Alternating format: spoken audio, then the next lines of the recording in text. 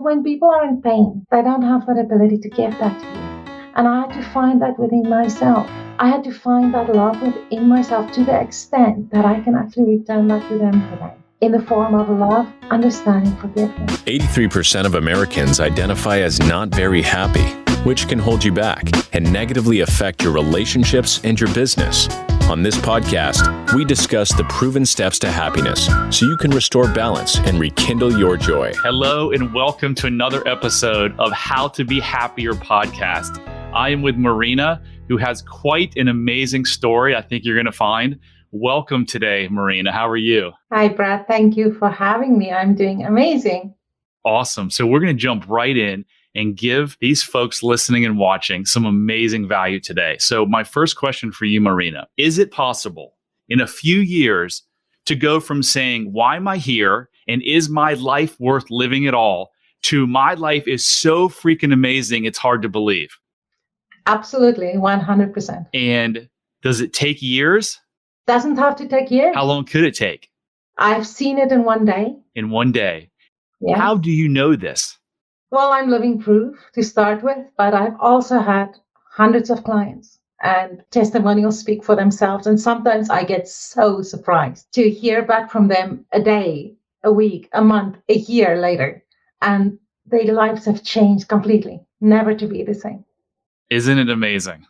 But let's focus on your story first, because we did speak a couple weeks ago for the first time, and your story absolutely blew me away. It blew me away. It's very similar to many, many, many stories that I've heard on my journey on how you took this life a couple of years ago where you're like, why am I here? Is my life even worth living, right? To now, when we hung up the call last week, you were like, Brad, my life is so amazing. My marriage is amazing. My kids are amazing. So what is your story? Well, I wrote it all down and I'm going to start in chronological order. I grew up in South Africa. I lived in South Africa until I was 32 years old. Then I moved to Canada. I grew up in a household where I lived through a lot of narcissistic abuse. I can keep you very busy with stories around that. It was like living on a time bomb. My father was always angry. And when he was not, you were kind of in fear of when the bomb is going to go off. What are you going to do to contribute to that explosion? And that created a lot of hypervigilance in me, as well as anxiety, depression. And at a very young age, I started to experience anxiety attacks. I would not be able to sleep because the moment I sleep, I would be too anxious to function. I would hyperventilate. I would cry. And I went on antidepressants at a very young age. How old were you, Marina, when you had? I was about 17 when I went on antidepressants. Okay. For the first time. Yeah. And then the biggest thing from that was my inner thoughts. I internalized everything. What is wrong with me? Why can I not fix this? I always wanted to fix it. I think in my heart of hearts, I've always been a helper. Another place where it showed up, I was born singing. I came out of the womb singing. And there's stories that my family tells about, I didn't cry. I went, aye. And my grandfather said that when I was colleaguing a lot, he said she's going to be a singer. So from the age of 5, I was on stage. And as I developed this, I became an opera singer. I was a professional opera singer in South Africa. And with that, I landed a scholarship to go to Italy to study opera in Italy for 2 years. Well, because of this inner dialogue that was going on, I call it my inner radio station. I'm not good enough. I'm not lovable. I can only get it rejected. I declined it. I didn't take it. Then I went into a marriage instead. That was my choice. And I went into a marriage with a person I never should have married. And he's the father of my children, so I'm going to be kind towards him today. But it was a lot of trauma for me, and I believe for him as well. And we moved to Canada during that time. In my opinion, in my view, I wanted to fix this marriage. And it just got worse. We were here for 2 years when I finally walked out and I left the marriage. Being in a new country, giving up my career as a singer. And at that point, I was singing for Calgary Opera, but it was evening just... Hey, Marina, can we stop just for a second? Because you said so many amazing things I want to touch on. Yeah. We'll come back. And I know you're as passionate about this work as I am. So you just want to tell, right? Right. Sometimes I find myself saying, Brad, slow down because you're so passionate about this, right? So let's break a couple things down. Italy. You pass up an opportunity in Italy that could have been great for you, right? Yeah. On a conscious level, maybe you weren't saying I wasn't worthy of this. On an unconscious level, what were those hidden thoughts now that you've unearthed them all these years later? What do you think your unconscious mind was telling you? I can remember that very well because I started this relationship with a man I would marry, and the day when we were sitting next to a swimming pool, and he asked me, "What do you want for your life?" And I had this split thought of, I would love to be that opera star on a stage in Italy. But my inner thoughts, my subconscious thoughts would not allow me to go there. My subconscious mind told me, well, that's never going to happen. So I said to him, I want to get married and have children. And that was part of my dream. But that was not my ultimate dream. Do you think that inner voice was saying that you don't deserve this? Absolutely. Yes. Yeah. Okay. So now we fast forward a couple of years and you get married. Yeah. Tell me again, I know you want to be kind because he's Yes. the father of your kids, but tell me the type of person he was and what kind of husband he was and why you think that your unconscious mind, subconscious mind picked him. Well, there was a lot of similarities in his behavior towards me and my father, and not 100%, but there were definitely some similarities in the way he treated me, in the way he spoke with me, and underlying everything that was wrong with me. And I know in a very big way, and you and I have walked this journey, I know that he treated me from his own point of pain. But at that point, I didn't see that. It just made me feel worse about myself, and I became quite obese. And yeah, it felt like there's no hope. And goodness, the nights of crying, the feeling of depression, the feeling of there's no hope. Why did I have kids? Why did I bring kids into this world? And finally, I moved out of that. And that was tough. And that opened a new can of worms for me because now I'm in a new country, 2 years in a new country. I don't have any family. I don't have that many friends. I don't have a resume. I don't have a work history in this country besides singing a little bit part-time in an opera chorus. So now I have to build a life for me and my kids.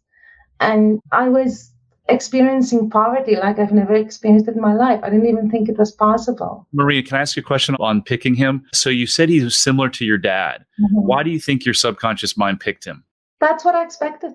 That's what my inner dialogue told me. That was what my worth was. That's my expectations. That's all I knew. And is that what you find? You've had hundreds of clients now in this space. Is that what you find that your clients do repeatedly, time after time after time? Unless you break the cycle, it continues. Sure.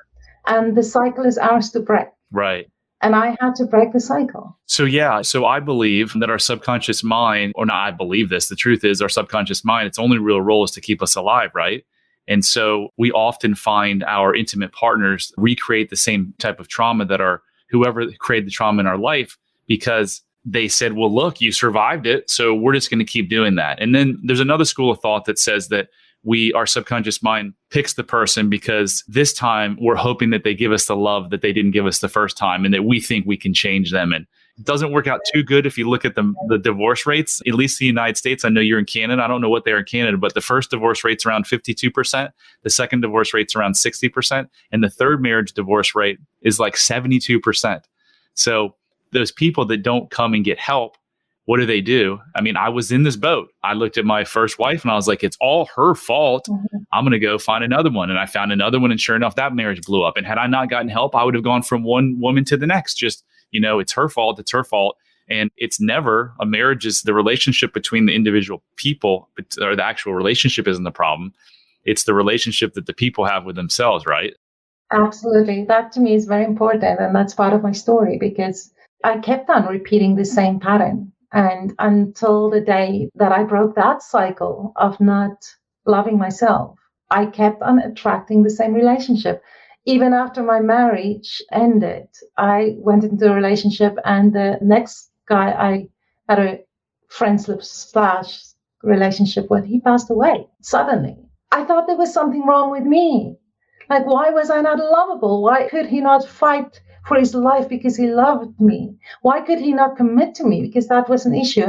And then the guy that I had a long-term relationship after that, physically abused. And that was a big turning point in my life. But what is wrong? And I set a lot of boundaries for my kids at that point. And even if I started to date somebody, I would say, when it came to a point where, okay, you can now meet my kids, I had rules. This is the way you will treat my kids. But I never had those rules for me.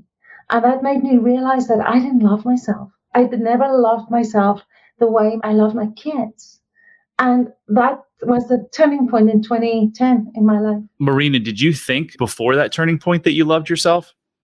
I don't even think it ever came up in my conscious mind. Honestly, thinking of it today, I never thought love was really available to me because I experienced so much rejection. I'm 49 now, and up until 47, if you'd have asked me, and I've been like, yeah, I've got incredible self-love. I love myself. And man, was I flat wrong. So the only way you can change in this world is by having awareness, right? So I didn't have awareness. So I developed this quiz that anyone can take for free. It's a self-love quiz. It's only 12 questions. It takes like 3 minutes at bradchandler.com/quiz. Now, you'll get 3 results. One is extreme self-love, one is like mild self-love, and one is lack of self-love. Don't be disappointed if you don't get extreme self-love, because this tells you that you have an amazing opportunity to up-level your life and take it to places where you never thought even possible. So go ahead and take that quiz. But Marina, back to, I asked your question earlier and I kind of got you off the subject. So we're telling your story and you're at a point in your life where you had left your husband. And I think you said you were like almost in dire poverty. I Talk was. about that. So we were new in the country. My ex-husband still didn't have a phenomenal job. He was still building a career for himself. So to try and get any alimony and child support from him was just like a couple $100 that would not pay for rent, that would not give food, put food on the table. And I started to look for work, but I had to go on social assistance. And that was a slap in my face. That's not who I am. I felt so embarrassed. I felt depleted. Through that, the government put me in a program called Bridges to Success. I was in that class with prostitutes, with drug dealers, with drug addicts, to try and get a better life. I felt so out of place. And I do that with a lot of love today because that was where I felt. I struggled through it. I felt horrible. So started to apply for jobs, and I would apply for 50 jobs and not one hit. And I felt just depleted. I felt that this is what I'm worth. And just wanted to work really hard to get off social assistance. So my very first job was to be a school bus driver. And in the South African culture, that would be something that was really frowned upon. And I even had somebody teasing me, like laughing in my face that, oh my gosh, Marina is a school bus driver, ha, ha, ha, ha. And it really stabbed me in my heart. I was in that job for 2 weeks when a position that I applied for during the program Bridges to Success opened at my kids' school. And it was still a minimum wage, but I worked with my kids. It was a dream came true every single day through some of the most difficult times in our lives. It was in our neighborhood. We could walk there. It was in the before and after school program. And I worked myself up there. I became a manager for them for one of their branches. And I could stay with my kids throughout their elementary years.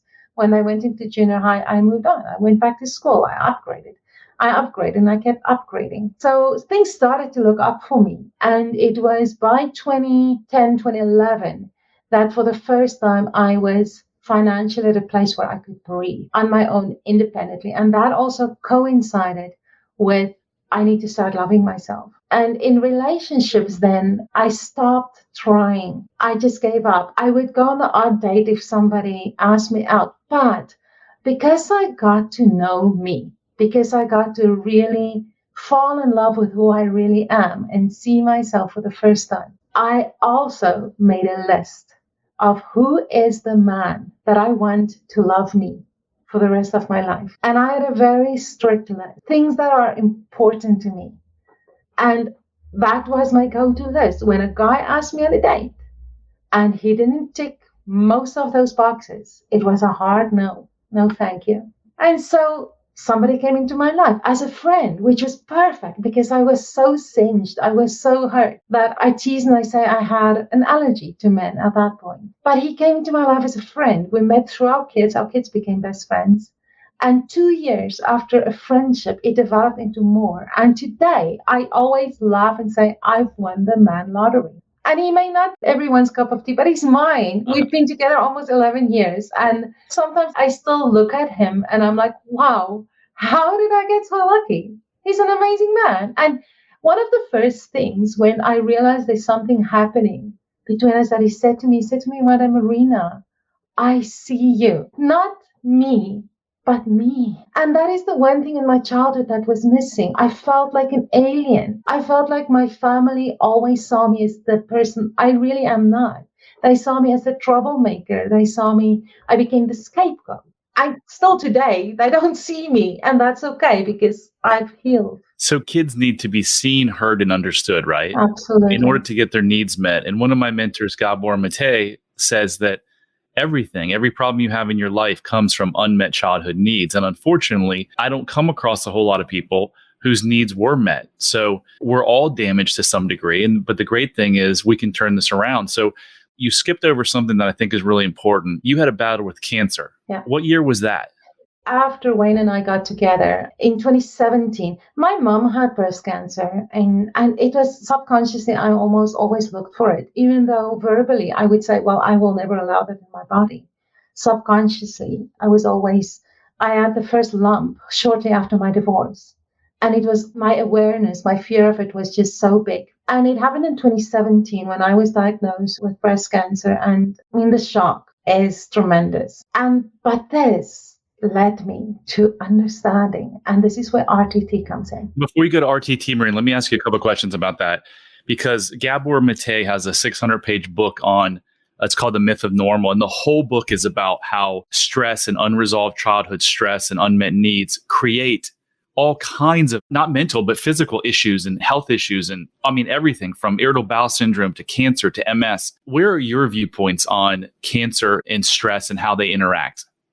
Well, I think it's a very important thing. I have had many clients who are cancer, either survivors or are battling it. And in RTT, you always go and look for the root cause. That's why I wanted to bring it in. Because through RTT, after the fact, it came out. I made a list of this. In my case, cancer was rejection. And it was almost another cry for help to my family to say, see me, please love me, please have sympathy for me, please reach out to me. And I still didn't get it. I even heard somebody in my family say, oh, we're not sure if she really had cancer. I think she's putting it on. Are you sure? Are you sure? And that was the biggest thing for me, was to detach from what they cannot give me. Another amazing lesson in self-love. It was never their job. It's my job. I expected that from them. I yearned from them, that unconditional love. But when people are in pain, they don't have that ability to give that to you. And I had to find that within myself. I had to find that love within myself to the extent that I can actually return that to them today in the form of love, understanding, forgiveness, and I set them free. So, Marina, it's certainly not their responsibility to give you love at your age, but certainly when you were 2, 3, 4, 5, 6, 7, it was their job, right? Yeah. But unfortunately, there's no time machine. We can't go back to the past. So what we do with RTT is we separate you from the past. We teach people that you no longer have to be stuck in the past wanting love from your parents, because up until, I don't know, you can tell me, up until in your 40s, I think you were still struggling for the love of your parents. That's one of the greatest things that RTT does, and they do it quickly in a matter of hours. We'll get to that in a second. I want to hear your views on that, but I want to go back to the cancer thing. There's going to be people that are listening to this. They're like, she's crazy. Like, she didn't develop cancer as a rejection. And we're here to tell you, and so is Gabor Mate, who's been doing this for 40 years. And if you want to go to one of the top cancer sites in the world, MD Anderson Cancer Research Center at the University of Texas, Austin, it says it right on their site. So cancer, they don't say cause, but they say is certainly stress impacts it and increases cancer.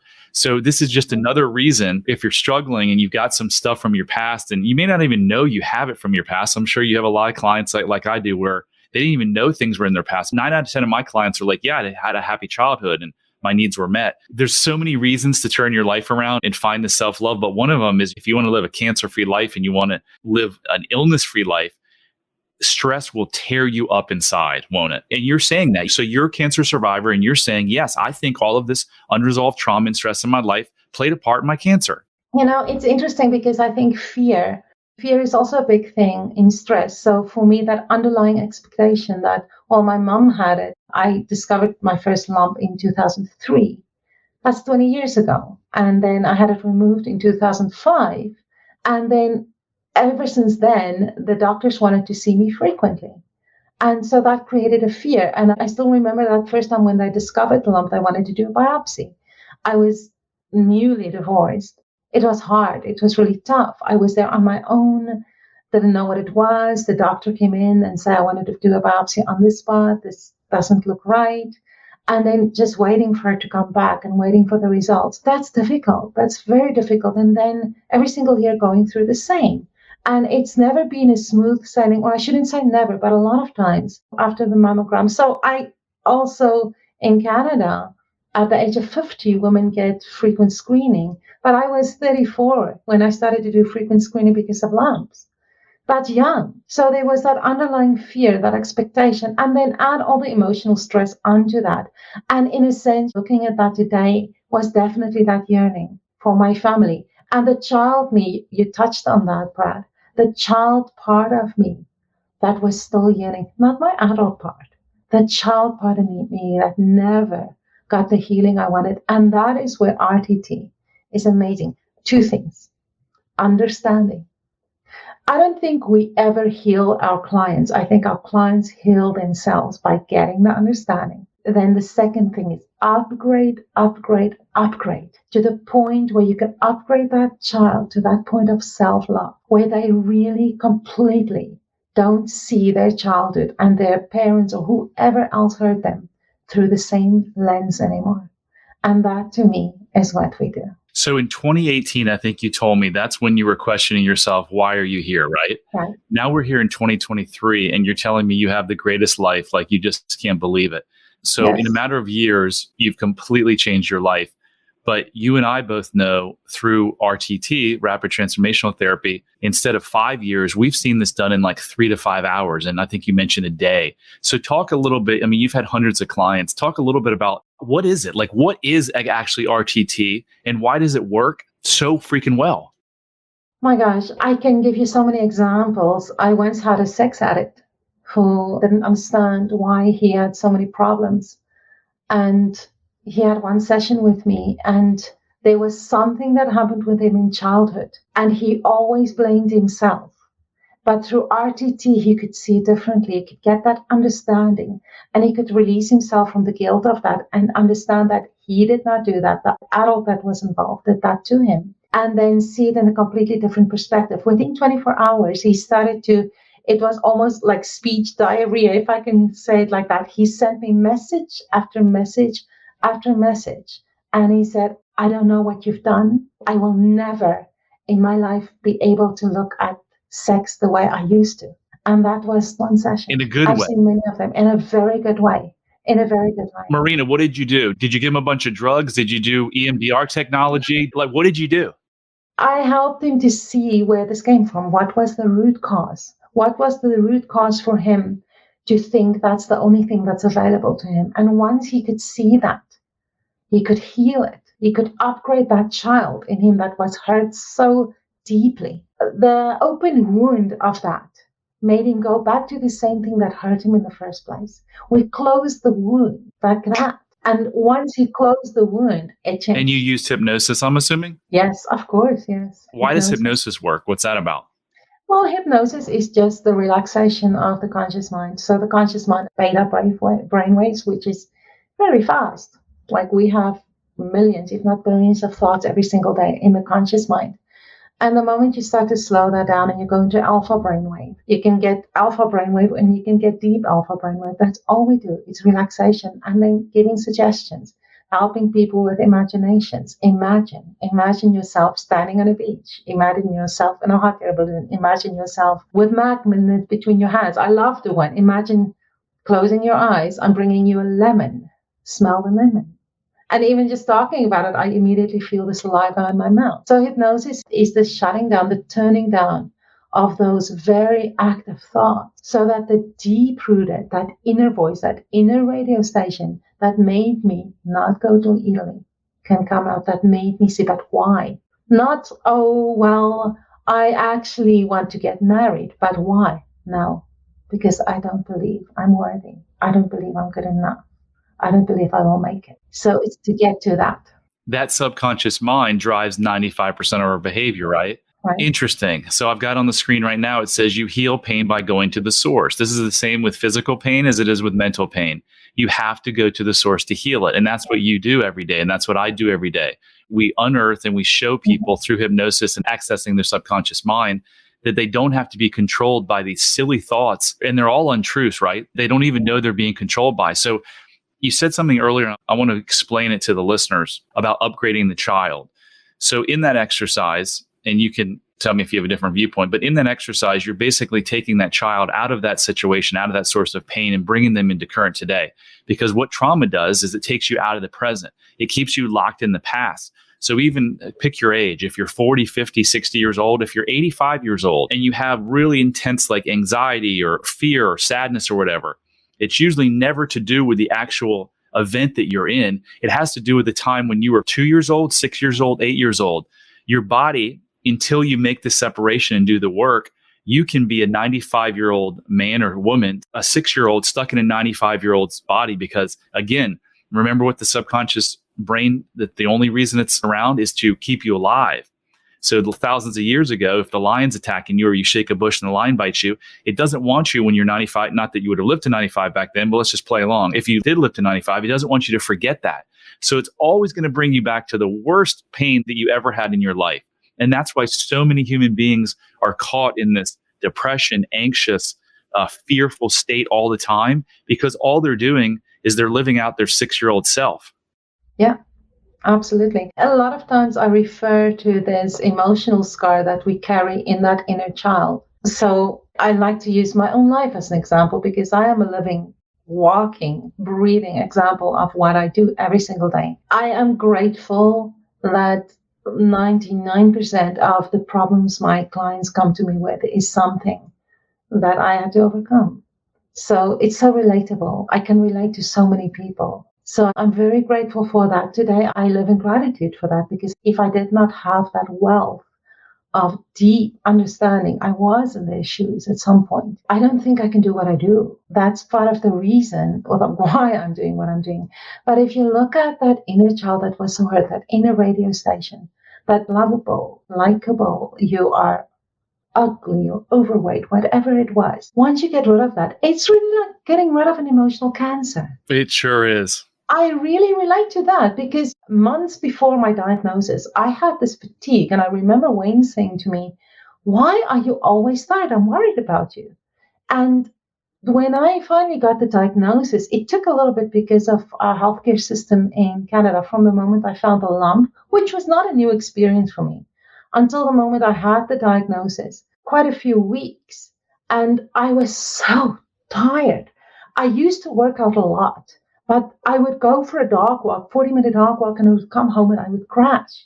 And because we get all the snow here, I always see snow shoveling as exercise. I would go and shovel the snow better than all the kids combined. But suddenly I couldn't do that. I would do that for 10 minutes and I'd collapse. But when I had the mastectomy and I recovered from the scar tissue and that the trauma of the surgery itself, that fatigue from the cancer was gone. Visibly, noticeably gone. And that is why it's, to me, the same thing. It's like a spiritual, an emotional, psychological fatigue that we carry with us when we have that wounded inner child. And Brad, my story is traumatic. My story is difficult. It's the interpretation of something that happens in life.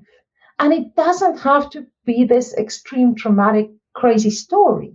It can be something much simpler, like a teacher who said, "Why are you so stupid?" or "Why are you so slow?" or "Why are you so bad?" That can contribute to that inner radio station that makes somebody believe they're not good enough. That's why I stopped using the word trauma. I try to stop using the word trauma because people check out when they hear that, because they're like, my teacher just called me stupid. But Anyway, Marina, that was an amazing, so much value. How can people get in touch with you? Through my website is the easiest. It's my name, Marina Theron-Monnery, MarinaTheronMonnery. That's a mouthful.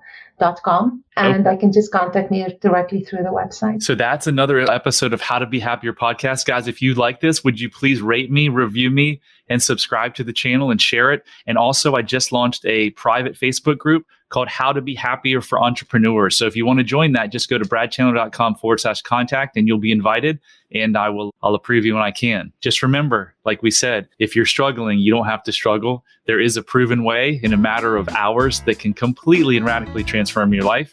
And that's partly Rapid Transformational Therapy, the RTT. So thank you again, Marina. That was awesome. Thank you, Brad. Thank you for having me. Bye-bye. Hit subscribe if you don't want to miss out on more life-changing content. And if you're struggling, you don't have to. Go to bradchanler.com/contact. There, you can join the Facebook community of like-minded entrepreneurs, and you'll see a button to schedule your freedom and happiness call. See you on the next episode.